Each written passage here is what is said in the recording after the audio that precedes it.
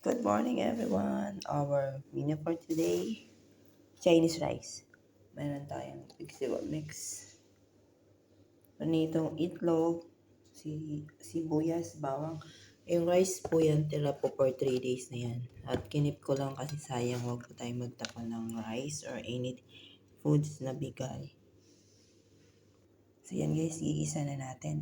Gigisa naman natin ang bawang sibuyas.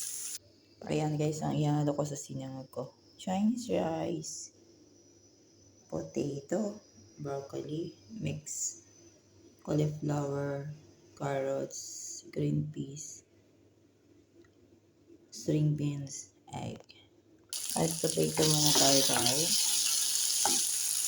Looks yummy guys. Broccoli added. Yan guys.